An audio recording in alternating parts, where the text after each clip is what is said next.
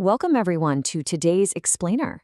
If you're stepping into the role of meeting organizer for the very first time, it is completely normal to feel, well, a little bit overwhelmed. You've got all these moving parts, different speakers, super strict time limits, and a whole audience just waiting for a totally seamless experience. But hey, don't sweat it. Today, we're taking the meeting organizer checklist and transforming it from what looks like a simple, maybe kind of intimidating document into your ultimate director's script. Just think of this explainer as your official first-timers training manual for pulling off a truly flawless event. Okay, let's get you ready for the director's chair. Okay, let's dive into this. Here is our syllabus for today. First, we'll look at the organizer's blueprint. Then, Friday, scheduling the rehearsal. Moving on to Saturday, directing the cast. After that, managing the jam segment. Then it's Sunday, showtime and execution. And finally, closing like a pro. This chronological breakdown is really going to demystify the whole weekend for you. All right, Section 1, the organizer's blueprint. So here's the absolute most important thing to understand right out of the gate as a first-time organizer. A successful Sunday meeting? Yeah, it's actually built long before Sunday morning even rolls around. Look at this as your weekend roadmap. Friday is all about setup and communication. Saturday, that's the heavy lifting, your dry run. And then Sunday is the actual meeting itself. Really, pacing out these responsibilities day by day is absolutely key to avoiding overwhelm. Seriously, you don't have to do it all at once. You just got to win the day that you're currently on. Okay, here is your very first non-negotiable rule: mandatory attendance. Your MC and all your first-time role players must join the dry run. It's just not optional.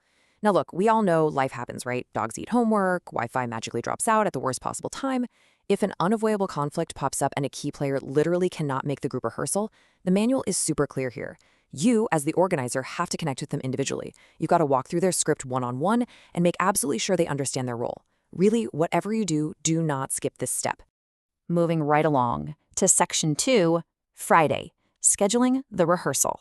So, Friday is your critical communication kickoff. It really sets the tone for the whole weekend. And honestly, the best part? You don't even have to figure out what to say. The checklist practically hands you the exact script for your WhatsApp role players group. It's clear, it's direct, and it firmly highlights that attendance is mandatory. Literally, just copy this. Drop in your specific Teams link, like the speaker's Hive link or your personal invite, and hit send. Oh, and a quick pro tip straight from the manual: make sure you pin this message in the chat. That way, literally nobody can use the excuse that it got lost in the scroll. Section 3. Saturday, directing the cast. Now, what's really interesting about this next part is the total mindset shift you need to make. You've sent the invites, and now it's time for the dry run. Your objective on Saturday is essentially to play director. You are hunting down errors and correcting them immediately. You might even have to ask role players to repeat their scripts right there on the spot. And listen, you're not being mean here, you're just being thorough. Why? Because you have to be super strict today to actually earn that stress-free, smooth execution on Sunday. You need to ensure everyone is using the provided templates. Improvisation is okay, but there can be absolutely zero deviation from the core structure. During this dry run, you need to verify 3 very specific roles are executing perfectly. First up, the MC. They have to stick to the template, and they absolutely must cap their script at 1,200 words. That's about 12 minutes, give or take. You really don't want them accidentally eating up the whole meeting time. Second, the timekeeper. They start timing at the very first spoken word. They flash the green and yellow cards for exactly 4 seconds each, while the red card just stays up until the speaker completely finishes. And third, the wordsmith.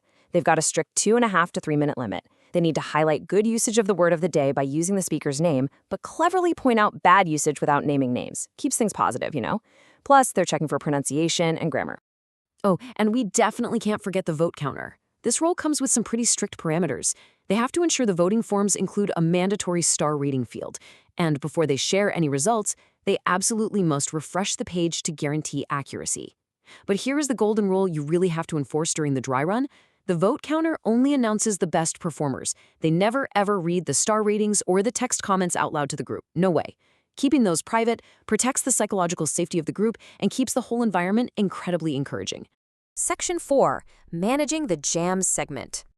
So, jam stands for just a minute. And this brilliantly illustrates what is easily the most procedural, fast-paced part of the entire meeting.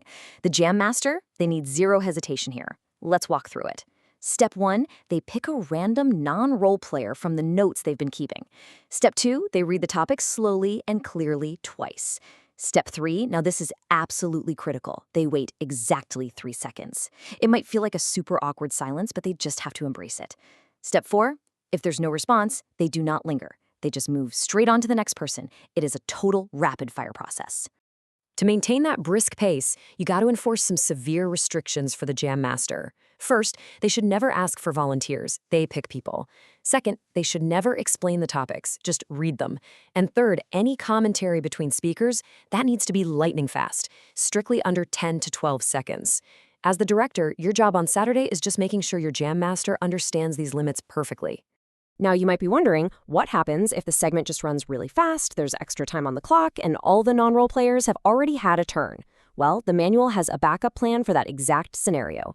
The Jam Master has to invite role players to speak, but they must do it in this exact specific order, starting with the vote counter, then the wordsmith, the timekeeper, the MC, then you, the meeting organizer, followed by the Hive Talk speaker, and finally the peer reviewer. Just a heads up, always keep an eye on the Teams chat during this part so you can help the Jam Master know exactly when it's time to wrap it up. So, before we move on to Sunday, I want you to think about this for a second. What is the secret to a perfectly timed meeting? Seriously, every single new organizer worries about running late. So how do you practically guarantee your meeting starts exactly on the dot? The secret? It's 5 to 7. I'm telling you, the single most crucial scheduling trick in this entire checklist is mandating that everyone arrives 5 to 7 minutes early on Sunday morning. You've got to emphasize this during the Saturday dry run and then repeat it again in the WhatsApp group. Think about it. If everyone logs in 5 to 7 minutes early, any weird technical glitches, microphone issues, or random internet hiccups, they're all solved well before the clock even strikes the hour. It's a total game changer. All right, Section 5, Sunday, Showtime, and Execution. Welcome to opening night. This is it. All that preparation from Friday's communication and Saturday's really rigorous dry run, it's about to pay off in real time. Your execution goals for Sunday are crystal clear. You absolutely must start exactly at 8 a.m. If 8 a.m. hits and the MC hasn't started yet, you jump in and prompt them immediately. But from there, honestly, you just sit back, let the dry run prep do its magic, and ensure the meeting ends on time. And hey, the checklist actually notes that ending even a little bit early is perfectly fine. Everybody loves getting a few minutes of their day back, right? And finally, Section 6, Closing like a pro. Okay, so the main content of the meeting is finished, but as the meeting organizer, you still have the final act. I'd actually suggest taking a mental snapshot of this slide because this is your literal closing script. First, you'll deliver a brief, warm thank you to all the role players, hivers, and guests. Then you'll invite a couple of non-speaking guests to quickly share their thoughts. After that, invite the vote counter up to announce the best performers. Next, you'll share any pre-discussed special announcements from the Hive officers. And lastly, you just officially adjourn the meeting and invite everyone to stick around for a casual Q&A session. At the end of the day, organization really isn't about enforcing rigid rules. It's about creating a solid framework where everyone else can just completely shine. You now have the director's playbook. And more importantly, you understand the why behind all these steps. So the only question left is, now that you have the director's playbook, are you ready to transform a simple checklist into an unforgettable meeting? Thank you so much for joining me for this explainer, and I'll see you in the director's chair.